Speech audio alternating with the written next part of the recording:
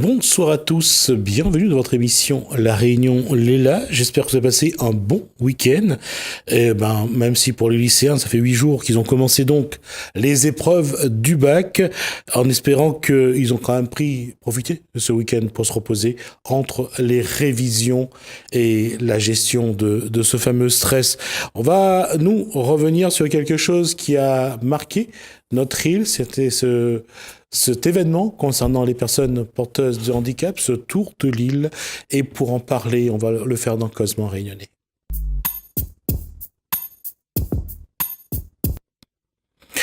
Bonsoir Cédric Buzman. Bonsoir Jismi. Alors c'est bien parce que j'ai pas posé la question à notre nouvel invité. Nom, prénom, fonction.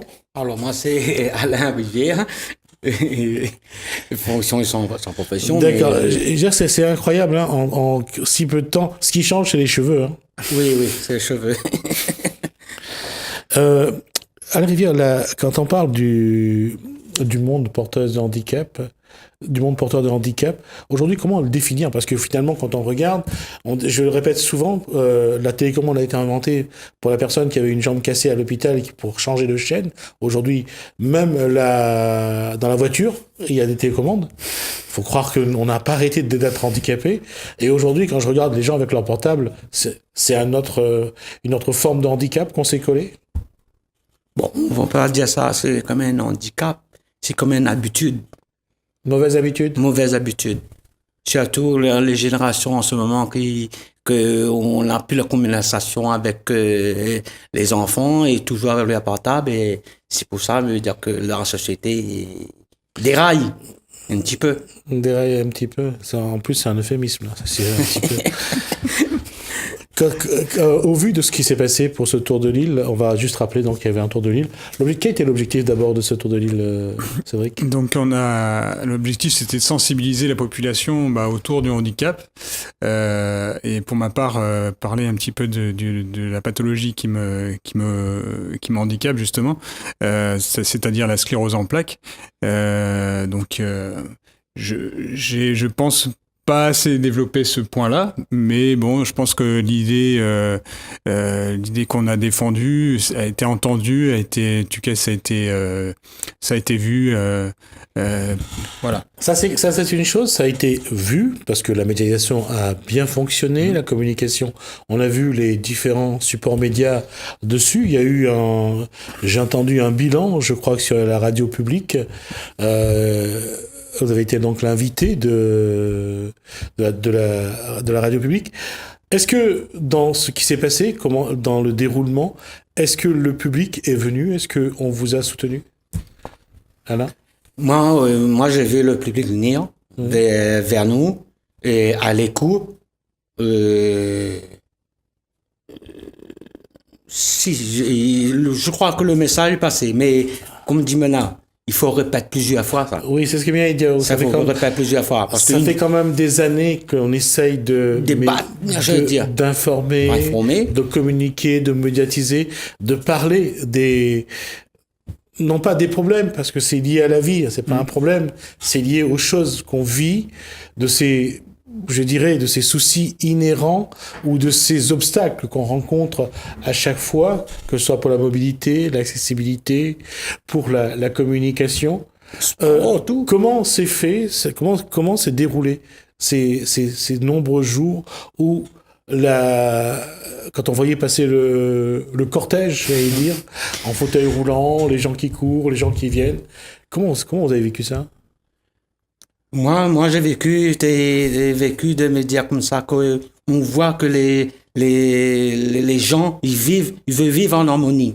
Mais pour vivre sur l'harmonie-là, il faut les personnes handicapées qui donnent l'exemple.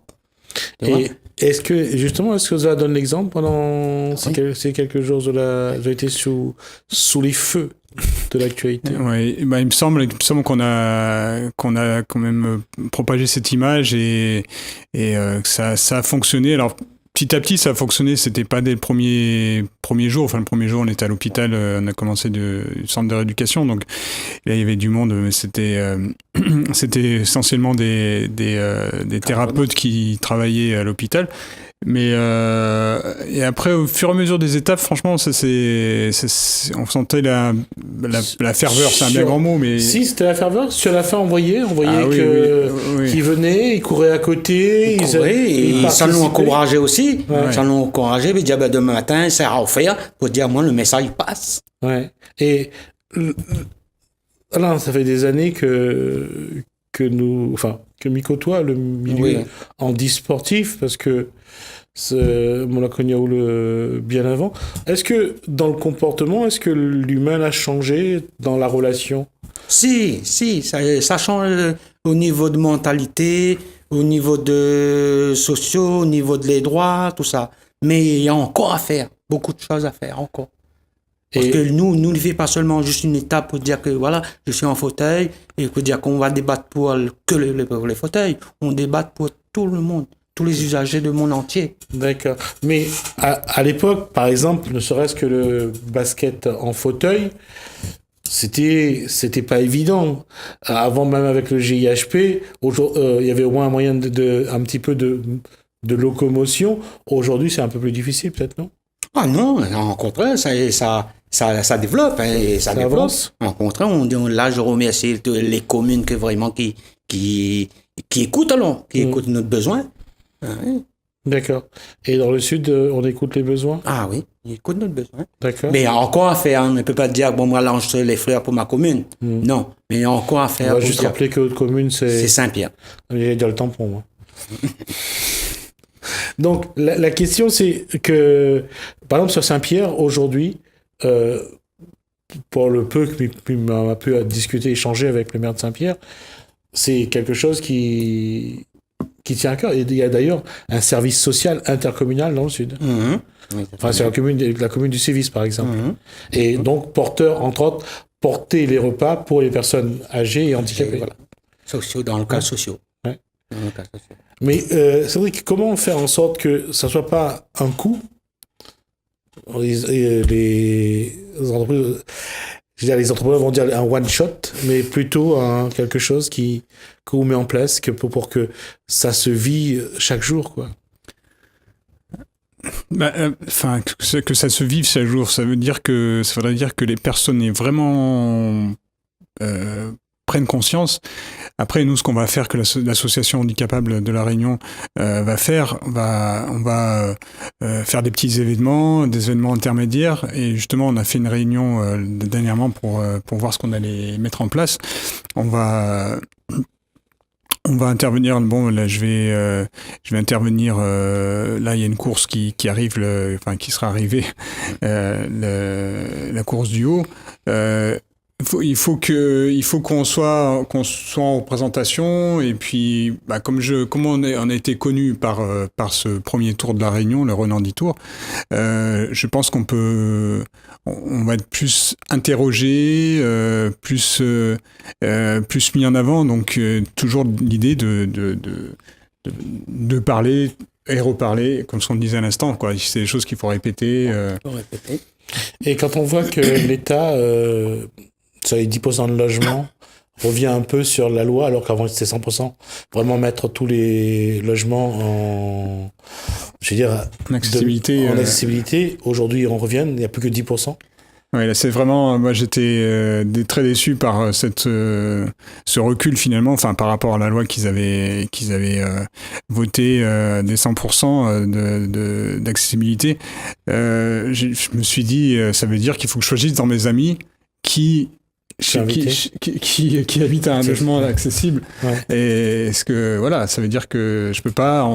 Il y a notre propre logement, et puis il y a notre mobilité pour aller voir les personnes qui nous entourent. Non, je peux pas, je suis désolé, je peux pas accéder, etc. Ça, c'est pas normal. Ça, c'est vraiment pas normal. Mais bon.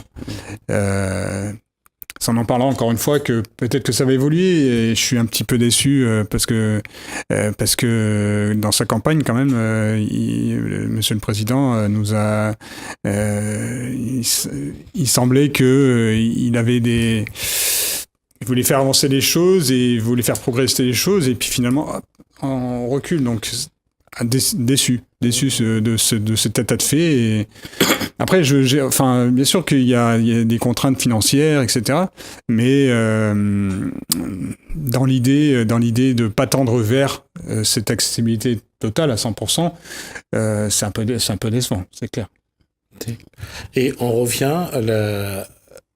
Qu'est-ce qu'il faut mettre plus de lois, ou alors il faut que les comportements soient beaucoup plus, j'allais dire, adaptés à un contexte. Parce que les lois, déjà, il existe les lois, mais les pas en pratique. Alors, le veut dire on va mettre plus encore de lois, je veut dire comme ça que demain matin, nous sommes là pour dire que demain matin, il faut nous travailler encore pour appliquer. Et il y a déjà des lois, des bâtons nationales en ce moment-là. Et à ce métier, on va partir des étapes par étapes. Et les handicapés, les porteurs de handicap, les usagers, ils auront un sourire. C'est ça. C'est ça, notre association, il veut que tout le monde ait un sourire. Tout le monde veut dire, tirer la patte dans l'autre. Et voilà. Mais comment faire pour justement... Comment faire Je veux dire, comment faire déjà je ne vais pas dire ça, peut-être je ne suis pas méchant, mais les hommes politiques, les élus, ils ont un budget, fait travailler ce budget-là pour les personnes handicapées. D'accord. Mais est-ce que, par exemple, par rapport sur le tour, quand on regarde tous les gens que les venus encourager, la sensibilisation, sur la fin, parce que tout le monde en parlait un peu plus, parce que on le voyait un peu plus à la télé, on a vu quelques étapes à la télé, les gens étaient un peu plus présents. Est-ce que là, c'est un bon moyen pour sensibiliser? Oui. Il faut... il faut se montrer, entre guillemets, il faut se montrer pour sortir de l'ombre, parce que, et encore, là, cette première édition, on était 4, donc, dont Bernard n'importe quoi, dont Alain, c'est bien, mais bon, là, on a eu droit, entre guillemets, enfin, pour cette première édition, on voulait un maximum de sécurité pour pas qu'il y ait voilà, qu'on puisse faire le tour, qu'il n'y ait pas de clash et tout. On a eu l'accord, donc, de faire cette étape mythique, de la route du littoral. Donc, c'est super. Mais je pense que si, dès la première édition, on serait arrivé en disant, on va ouvrir à toutes les personnes qui veulent nous rejoindre, moyennant inscription, moyennant toutes les choses qu'il faut mettre en place, c'est-à-dire le certificat médical, etc. Voilà, il y en a eu 4 et il y a eu une super étape, franchement, hein, c'était une super étape, Saint-Denis-Sainte-Marie. On était dans donc excuse-moi, c'est tout. On était 4, mais après, à chaque commune, que les personnes handicapées qui faisaient un bout de chemin avec nous. Voilà. Parce que ici, ils disaient, comme là, je vois ni aide à nous aussi, aide à nous et tout le monde. Et ça, on était contents quand à chaque commune, qu'il y avait 2 fauteuils à rejoindre, comme ça, dire, tiens, le message est passé. Tout le monde y veut participer. D'accord. Mais... l'idée c'était faire sortir de l'isolement et qui participe à cette ambiance, parce que vraiment il y avait de l'ambiance, donc non, mais c'était bien, et on peut faire mieux encore, et on fera mieux. Ce qui veut dire, c'est ce que vous venez de dire, c'est qu'il y a 2 niveaux j'allais dire, il y a 2 leviers à faire bouger. Un, il faut que la personne porteuse de handicap d'abord se donne les moyens pour sortir de son isolement, pour avoir envie. Et parfois, c'est très dur, parce que quand on voit qu'on se bat, et qu'au bout, il n'y a pas de résultat, on finit par un moment, s'enfermer, par se décourager, par baisser les bras. Il y a ça d'une part, mais il y a aussi autour ce public dit valide, qui parfois ne fait pas le geste qu'il faut pour justement encourager aussi la personne à mobilité réduite. J'ai le sentiment quand même que, peut-être que on a rassemblé les personnes qui étaient déjà très sensibles sur ce registre, donc mais petit à petit, justement, le fait d'en parler, ça va être de plus naturel, et plus l'idée, c'est quand même qu'après les gens, on soit complètement intégré et que ce soit plus regardé de travers. non. Mais partager les autres idées ici. Partager, voilà, on est des... Parce qu'on a appris quand même pas mal de choses quand même. À chaque commune que l'on passait, on trouvait les petits groupes de personnes handicapées, qu'il y avait beaucoup d'idées, il y avait des chanteurs qui passaient le bon message pour dire que vraiment, que nous avons encore beaucoup dans le social. D'accord. Mais sur ce que vous avez vu au niveau des mairies, est-ce que les maires là, Kayazot, Elie Ouazot, est venu échanger avec Zot? Oui, globalement, enfin, je voulais pas me profiter de cette émission pour les remercier. Les remercier parce qu'on a eu vraiment des bons accueils. À la limite, je dis bien un peu trop, parce qu'ils voulaient nous proposer plein de choses, mais que c'est vrai quand on a fini l'étape, on était un petit peu, enfin moi personnellement, j'ai un petit peu fatigué entre les efforts et puis le soleil quand même. Hein. Donc c'était avec plaisir qu'on a notamment, enfin je sais pas, il y a des communes en particulier où on a rencontré des associations qui sont venues avec des...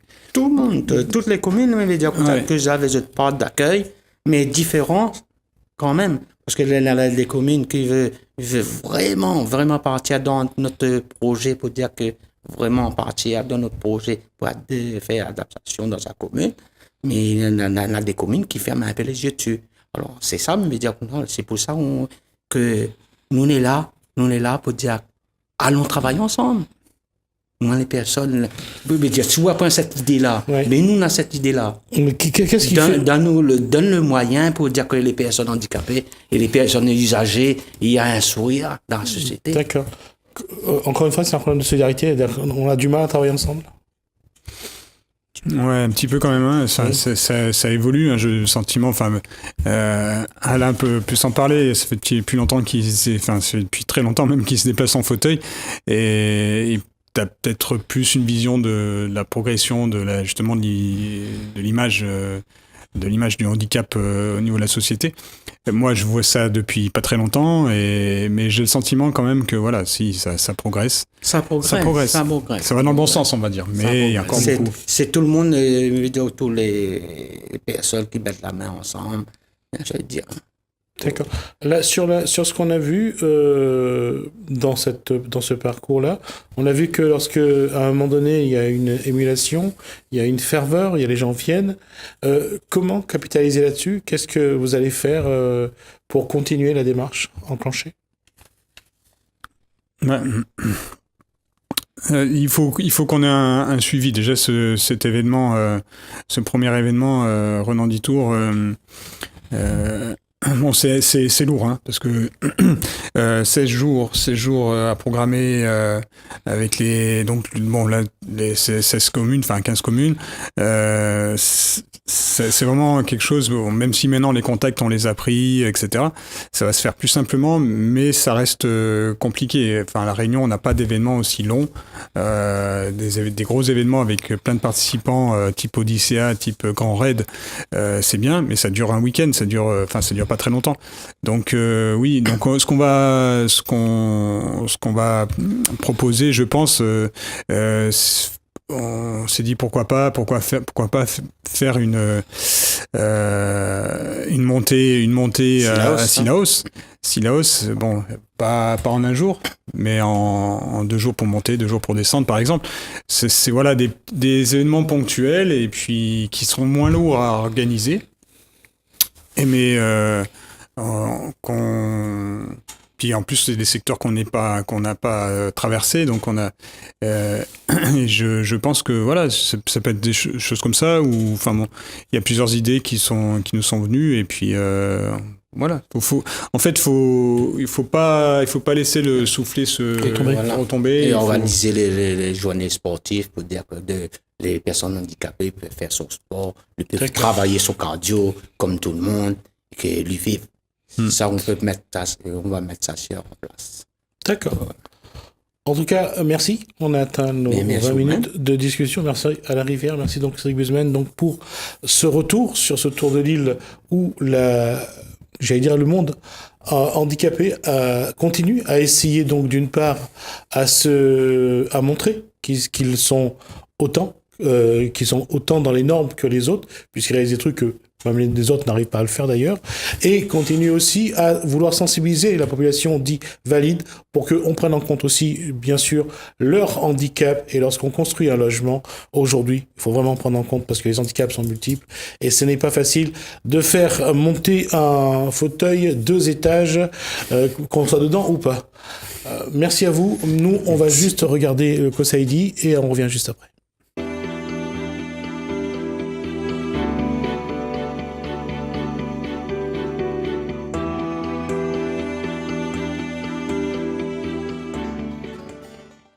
Saint-Denis, la ville, vous propose une séance d'aérobic en plein air le 29 juin de 18h à 19h sur l'esplanade Antoine Seri de Champfleury. Gratuit et ouvert à tous. Info 0262 20 39 00.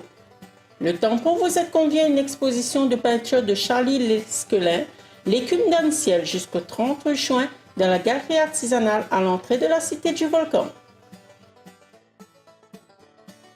Le tampon vous êtes convié à une exposition de Béatrice Chambre, métissage, jusqu'au 30 juin dans la galerie artistique de la cité du Volcan. Saint-Denis, la ville vous propose une séance d'aérobic en plein air le 6 juillet de 18h à 19h sur l'esplanade Antoine Seri de Champfleury, gratuit et ouvert à tous. Info 0262 20 39 00. Étant salé, Indira Concept organise la fête des enfants le 14 juillet de 7h à 19h à Croc Park. Info 0692 14 37 29. Saint-Denis, la ville vous propose une séance d'aérobic en plein air le 27 juillet de 18h à 19h sur l'esplanade Antoine Seri de Champfleury, gratuit et ouvert à tous. Info 0262 20 39 00.